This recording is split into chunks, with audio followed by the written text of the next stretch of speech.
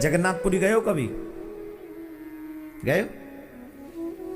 जगन्नाथपुरी में हवा के विरुद्ध जगन्नाथपुरी की ध्वजा फहराती है। एम आई राइट? और आज भी जगन्नाथ प्रभु का रथ तब आगे बढ़ता है जब वहां के राजा सोने की बुहारू से वो राजमार्ग साफ करते। जब तक राजा नहीं आएंगे, बुहारू नहीं लगाएंगे, तब तक रथ आगे बढ़ा नहीं सकते। आप बढ़ेगा ही नहीं। वहीं की एक सच्ची घटना है और आप सबको प्रेरणा देने वाली घटना है। जो लोग कहते हैं कि कलयुग में भगवान नहीं है, उन लोगों को यह कथा सुननी चाहिए। उन्हें पता चलेगा कि भगवान आज भी है। ये तो हमारी कुबुद्धि के कारण, कुविचारों के कारण, कुसंग के कारण, हमें ऐसा संग मिल गया, इसके कारण हम ये मान बैठते हैं कि भगवान नहीं है। भगवान नहीं है? बोले हाँ नहीं है। तो एक काम करो, मानो कि भगवान नहीं है तो मान लो। एक काम करो, थोड़ी देर नाक बंद करो, मुंह से सांस मत लेना। बोले से तो हम मर जाएंगे। बोले मरो। ये साधन किसने बनाया कि नाक से सांस जाएगी? ये किसका क्रिएशन है? बोलो, कौन से वैज्ञानिक ने बनाया? जब तुम मां के पेट में थे तो मम्मी बना रही थी तुम्हारी नाक, आंख, कान, ये सब सिस्टम। बोलो, कौन बना रहा था? जब तुम मां के गर्भ में, तुम्हें पता भी नहीं था कि तुम कहां जाओगे। ये पूरा क्रिएशन परमात्मा ने कर दिया। नाक से सांस लेनी है, कान से सुनना है, आंखों से देखना है। जिसने तुम्हें देखने की, सोचने की, समझने की, सुनने की, बोलने की, चलने की शक्ति दी, आज हम उसी को कहते हैं कि वो नहीं है, तो ये तो हमारा दुर्भाग्य ही तो है। सच्ची घटना है जगन्नाथपुरी की। एक मछुआरे, जो नाव जिनके पास में नहीं थी, मछुआरे की सच्ची घटना है। नाम था रघु। क्या नाम था? ये घटना सच्ची है, मैं फिर कह रहा हूं, ध्यान से सुन लो। कलयुग की घटना है, जगन्नाथपुरी की घटना है। कई मछुआरे ऐसे होते हैं जिन पे अपनी नाव होती है, कई पे नहीं होती है। मछली पकड़ना ही उनका दायित्व होता है, कर्म होता है। उसी कर्म के माध्यम से वो अपना पेट भी भरते हैं। एक दिन की बात है, ये रघु को बहुत बुरा लगता था कि मैं मछली पकड़ के लाऊं। उसको लगता था ये जीव हत्या है। उसे बड़ी ग्लानि होती थी इस कर्म से। वो भगवान से भी कई बार शिकायत करता था। कई बार तो ऐसा होता था कि माँ, एक तो उनकी माँ थी, एक उनकी पत्नी थी। ये दोनों ने पुश करती रहती, जाओ कुछ लाओ, कुछ जाओ, कुछ जाओ, कुछ लाओ, कुछ लाओ, तुम जाओ, ऐसे करके पुश करती थी। ये कई बार चले भी जाते थे तो समुद्र के किनारे बैठे रहते, जाल डालते ही नहीं थे, क्योंकि जाल डालेंगे तो कुछ आ ही जाएगा, वो लेके जाना ही पड़ेगा।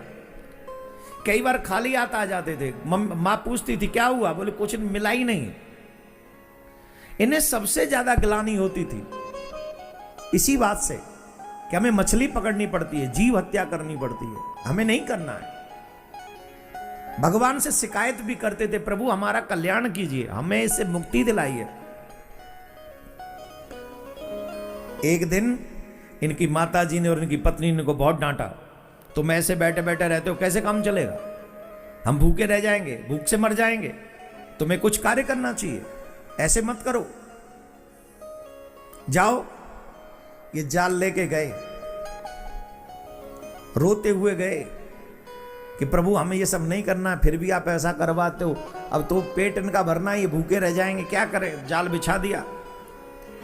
जाल बिछा दिया तो उसमें एक लाल मछली आई, पकड़ में आ गई। लाल मछली जाल में फंस गई। इन्होंने जब निकाला उस जाल को, तो उस मछली के मुख से निकला, हे नारायण मेरी रक्षा करो, हे नारायण मेरी रक्षा करो। मनुष्य की आवाज में, कलयुग की घटना है। हे नारायण मेरी रक्षा करो, हे नारायण मेरी रक्षा करो, ऐसी आवाज निकली।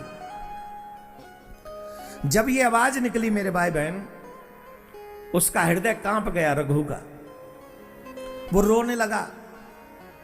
वो उस मछली को लेके भागा जंगल की तरफ, घर की तरफ नहीं, जंगल की तरफ। जंगल की तरफ भागा। वहां पर कुछ झरने थे, 7 तालाब थे। उन्हीं में से एक तालाब में उस मछली को फेंक दिया। मैं तुझे नहीं मारूंगा, मैं तुझे नहीं मारूंगा। और वहीं जिद करके बैठ गया कि अब मैं घर भी नहीं जाऊंगा, तुम्हें जो करना है सो करो ठाकुर, तुम जानो, तुम्हारा काम जाने, अब मैं ये जीव हत्या नहीं करूंगा। बैठ गया वहीं। 1 दिन, 2 दिन, 3 दिन। जब 3 दिन हुए तो एक बूढ़े ब्राह्मण वहां के निकले। बूढ़े ब्राह्मण जब वहां के निकले तो बूढ़े ब्राह्मण ने कहा, अरे रघु, तू यहां बैठा है, तेरी तो पूरे गांव में तलाश हो रही है, तू यहां क्या कर रहा है? अरे बोले, नहीं महाराज, मुझे गांव वाम में नहीं रहना, मैं तो यहीं मरूंगा, मुझे नहीं जाना, मुझे नहीं पकड़ना मछली। अब भगवान और कोई काम करवाते नहीं, भगवान हमारी व्यवस्था करते नहीं, भगवान हमारे खाने पीने की व्यवस्था करते नहीं, और जो व्यवस्था की है वो हम करना चाहते नहीं। ब्राह्मण देवता बोले, भगवान ने तो की थी, तुम स्वीकार ही नहीं कर रहे। भगवान ने कहां कर दी? बोले की थी। 3 दिन पहले तुम्हें मछली मिली थी ना, जिसके मुंह से ये निकला था, नारायण बचाओ, नारायण बचाओ, नारायण बचाओ। अगर तुम उसे पकड़ लेते तो तुम्हारे सारे काम सिद्ध हो जाते, पर तुम ठहरे महात्मा आदमी, तुमने उसको इस तालाब में फेंक दिया। और तालाब में भी एक विराट मछली के रूप में भगवान ने उसको दर्शन दिया था। अब वो सोचे कि मछली वाली घटना मुझे और भगवान को छोड़ के, मीन्स मछली को छोड़ के, और तो किसी को पता नहीं। इसका मतलब है ये पंडित जी साधारण नहीं। तो वो दौड़ के चरणों में लिपट गए, बोले, प्रभु आप बताओ हो कौन? अरे बोले, हम तो पंडित जी। बोलना, आप पंडित जी नहीं हो, कोई तो बात है। ये बात तो मेरे और उस मछली के अलावा किसी को पता ही नहीं। आप सच्ची सच्ची बताओ कौन हो? मुझे मालूम है आप जगन्नाथ हो। अगर आपने मुझे दर्शन नहीं दिया तो मैं इसी तालाब में अभी कूदूंगा और प्राण त्याग दूंगा।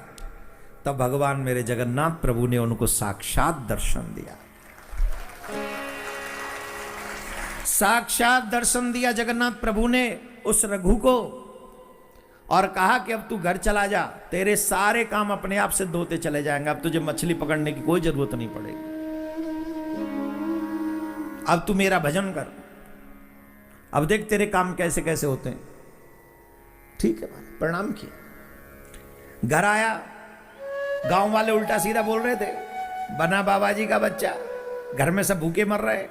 दुनिया वाले ऐसे ही है, जब आप सच्ची भक्ति करोगे तो दुनिया वाले गाली दिए न मानेंगे नहीं, और जब दुनिया तुम्हें अच्छे अच्छे श्लोक सुनाना शुरू करे ना, तो समझना सही पकड़ लिया आपने, एकदम भोपाल की तरफ जा रहे हो, बाया भोपाल टू वृंदावन, सही दिशा है। किस किस को वृंदावन प्यारा लगता है? हाथ तो ऐसे उठा रहे जैसे वृंदावन में रहेंगे।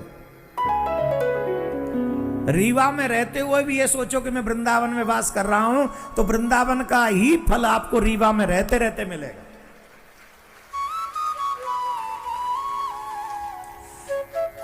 तो मेरे प्यारे,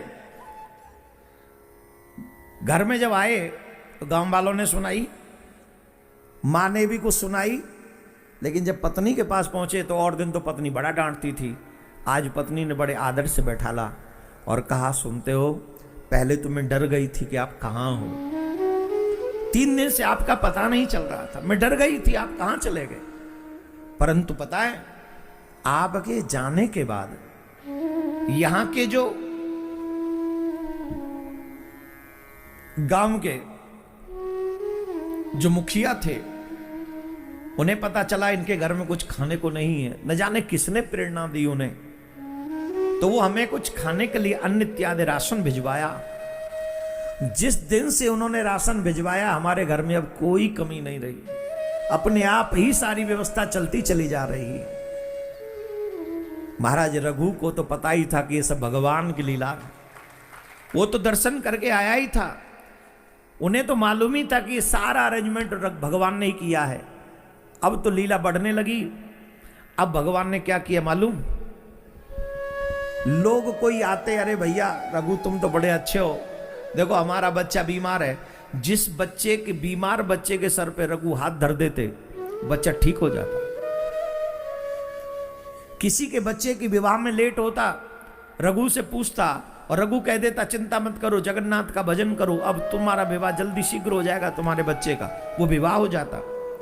कहने का मतलब है कि उसकी वाणी सिद्ध हो गई। उसकी वाणी सिद्ध किससे हुई? भगवत कृपा से। ये जो आप लोग कहते हैं ना कि महाराज फलाना जो महाराज कह देते वो सब सही हो जाता है, महाराज के कहने से कुछ नहीं होता। जो ठाकुर जी के नाम के आश्रित होते हैं, ठाकुर जी उनके वचनों की पूर्ति वो स्वयं करते हैं।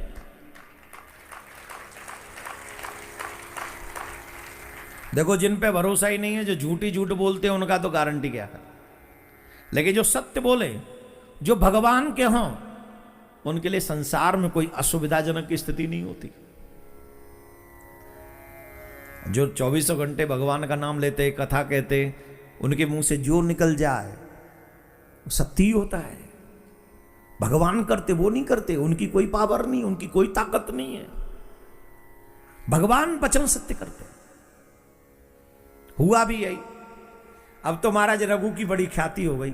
एक दिन जगन्नाथ प्रभु ने रघु को स्वप्न में आके कहा, रघु, बोल जी प्रभु, आज हम तुम्हारे हाथ का भोजन करना चाहते हैं, तुम्हारे घर में आके भोजन करेंगे। जगन्नाथ प्रभु स्वप्न में कह रहे, भगवान आप तो जगन्नाथपुरी में विराज रहे, आप इस दास के यहाँ कैसे आएंगे? मैं तो 10 कोस दूरी पे हूं जगन्नाथपुरी से। भगवान बोले, चाहे जो हमने कह दिया, हम भोजन तुम्हारे यहाँ करने आ रहे हैं, तो आ रहे हैं, तुम तैयारी करो। बोल ठीक है प्रभु। सुबह पत्नी को उठाया, जल्दी उठो, जल्दी उठो, घर में चौका लगाओ, चूल्हा लेपो जल्दी से, सारे बर्तन स्वच्छ करो। क्यों? ऐसा कोई मेहमान आ रहा है क्या? अरे दुनिया का, ब्रह्मांड का सबसे बड़ा मेहमान आज हमारे अतिथि बनकर आ रहा है। ब्रह्मांड का सबसे बड़ा देवता मेहमान जो है, इससे बड़ा मेहमान कोई नहीं हो सकता। अरे क्या हो गया, कौन आ रहा है बताओ तो। बोले नहीं नहीं कुछ नहीं, तुम कुछ मत पूछो, बस तैयारियां करो। स्वयं जगन्नाथ प्रभु पधार रहे, तुम्हारे घर में भोजन करेंगे। अरे महाराज, काहे को पागल बन रहे हो हैं?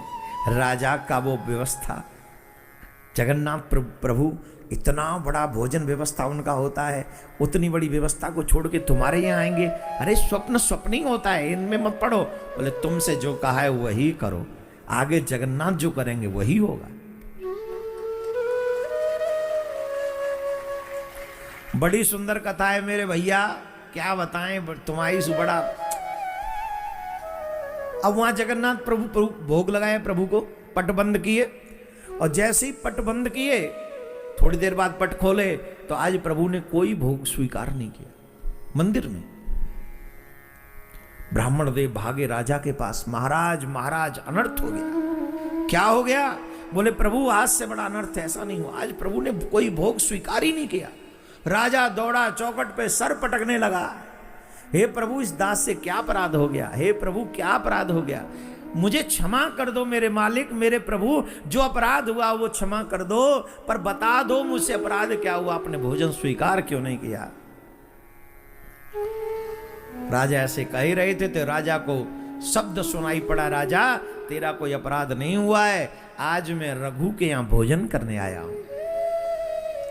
आज मैं रघु के यहां भोजन, तेरा अपराध नहीं।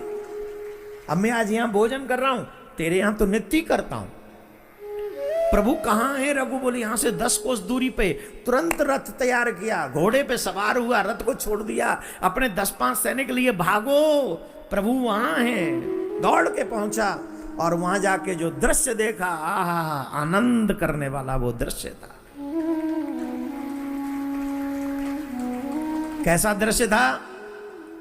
रघु दिख रहा है, रघु की पत्नी दिख रही है। रघु कैसे दिख रहा है? रघु ऐसे दिख रहा है जैसे किसी को भोजन करा रहा है, ऐसे हाथ दिख रहा है, भोजन का वो प्रसाद लेते हुए भी दिख रहा है, किसी की तरफ बढ़ाते हुए भी दिख रहा है, लेकिन किसकी तरफ बढ़ा रहा है वो नहीं दिख रहा है। राजा रघु के चरण पकड़ के पूछ रहा है, रघु तुम्हें प्रणाम करता हूं भैया, कोटि कोटि नमन करता हूं भैया, बड़े भाग्यवान हो तुम। ये तो बताओ किसको भोग लगा रहे हो? अरे चुप करो, प्रभु भोग लगा रहे हैं, प्रभु भोग लगा रहे हैं, प्रभु बैठे हैं वहां, अरे वहीं विराजमान है, मैं अपने हाथ से खिला रहा हूं। वो कह रहे अपने हाथ से खिलाओ। महाराज राजा सर पटकने लगा, अब तो मैं यहीं मरूंगा, यहीं मरूंगा। मैंने ऐसा कौन सा अपराध किया, मुझे दर्शन नहीं दे?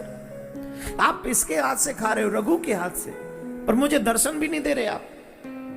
भगवान राजा की सेवा से, राजा बड़े धर्मात्मा थे, बड़े प्रसन्न हुए। अब वहां 3 लोगों को दिख रहे भगवान, रघु को, रघु की पत्नी को और राजा को।